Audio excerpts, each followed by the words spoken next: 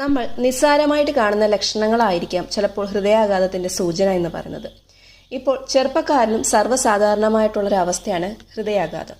ശരീരത്തിലെ ഏറ്റവും പ്രധാനപ്പെട്ട അവയവങ്ങളിൽ ഒന്നാണ് ഹൃദയം. ഹൃദയത്തിനുണ്ടാകുന്ന ഏതു പ്രശ്നവും ഗുരുതരമായ പ്രത്യാഘാതങ്ങളുണ്ടാക്കും. ഹൃദയ സംബന്ധമായ പ്രശ്നങ്ങൾ വർദ്ധിച്ചു വരുന്ന ഈ കാലത്ത് എല്ലാ പ്രായത്തിലുള്ള ആൾക്കാരിലും ഹാർട്ട് അറ്റാക്ക് കൂടുതലാണ്. ഹൃദയാഘാത സാധ്യത കുറയ്ക്കാനുള്ള ഒരു മാർഗം നേരത്തെയുള്ള രോഗനിർണയം അല്ലെങ്കിൽ നേരത്തെ തിരിച്ചറിയുക എന്നുള്ളതാണ്. രോഗലക്ഷണങ്ങളും രോഗസാധ്യതയും നമ്മൾ നേരത്തെ തിരിച്ചറിഞ്ഞു കഴിഞ്ഞാൽ കൃത്യസമയത്ത് ചികിത്സിക്കുവാനും ഹൃദയപേശികൾക്കൊക്കെ ക്ഷതമുണ്ടാവുന്നത് കുറയ്ക്കുവാനും ഒക്കെ സഹായിക്കുന്നതാണ്. ഏതൊക്കെ ലക്ഷണങ്ങളാണ് ഹൃദയാഘാതത്തിനുള്ളതെന്ന് നമുക്ക് നോക്കാം. ആദ്യത്തേത് എല്ലാവർക്കും അറിയായിരിക്കും, നെഞ്ചിന് കനം തോന്നുക അല്ലെങ്കിൽ നെഞ്ചെരിച്ചിൽ തോന്നുക എന്നുള്ളതാണ്. നെഞ്ചിന് കനമോ അല്ലെങ്കിൽ നെഞ്ചെരിച്ചിലൊക്കെ തോന്നുകയാണെങ്കിൽ ഒരിക്കലും അത് ഗ്യാസ് ആണെന്ന് കരുതി ട്രീറ്റ് ചെയ്തുകൊണ്ടിരിക്കരുത്.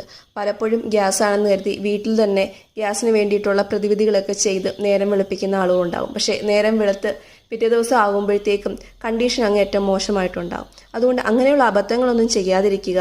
നെഞ്ചിന് എന്തെങ്കിലും പ്രശ്നം തോന്നുന്നുണ്ടെങ്കിൽ പരമാവധി അടുത്തുള്ള ഒരു ക്ലിനിക്കിലെങ്കിലും പോയിട്ട് സഹായം തേടുന്നതായിരിക്കും നല്ലത്. രണ്ടാമത്തെ ലക്ഷണം ശ്വാസതടസ്സമാണ്.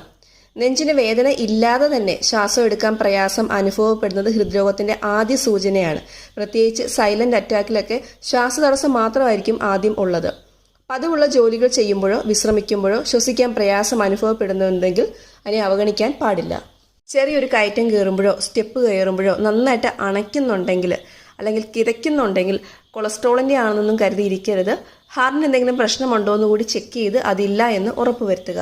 അടുത്തത് BP അല്ലെങ്കിൽ ഉയർന്ന രക്തസമ്മർദ്ദമാണ്. സൈലന്റ് കില്ലർ എന്നറിയപ്പെടുന്ന ഈ ഒരു രോഗവും ഹാർട്ട് അറ്റാക്കിന് കാരണമാവാറുണ്ട്. രക്തസമ്മർദ്ദം പതിവായിട്ട് പരിശോധിക്കേണ്ടത് പ്രധാനമാണ്. ആഴ്ചയിൽ ഒരു ദിവസമോ 2 ആഴ്ച കൂടുമ്പോഴോ ഉറപ്പായിട്ടും പരിശോധിക്കുക. ഈ ഒരു BP നിയന്ത്രിതമല്ലാതാകുമ്പോൾ ഹൃദയത്തിന് ആയാസമുണ്ടാകും. ഹൃദയത്തിൻ്റെ പേശികൾക്കൊക്കെ ആയാസം ഉണ്ടാകുകയും ഹൃദയാഘാതത്തിനും അതേപോലെ തന്നെ പക്ഷാഘാതം അല്ലെങ്കിൽ സ്ട്രോക്കിനുള്ള സാധ്യത വർദ്ധിപ്പിക്കുകയും ചെയ്യും. മറ്റൊരു കാരണം ഉയർന്ന കൊളസ്ട്രോൾ ആണ്. ചീത്ത കൊളസ്ട്രോൾ അല്ലെങ്കിൽ LDL ഉയരുന്നത് ഹൃദയധമനികളിൽ തടസ്സം രൂപപ്പെടുവാനും ഹൃദയത്തിലേക്കുള്ള രക്തപ്രവാഹം തടസ്സപ്പെടുവാനും കാരണമാകും. എല്ലാ 6 മാസം കൂടുമ്പോഴും കൊളസ്ട്രോൾ പരിശോധിക്കണം. ഭക്ഷണത്തിലും ജീവിതശൈലിയിലും അതിനനുസരിച്ചിട്ടുള്ള മാറ്റങ്ങൾ വരുത്തണം.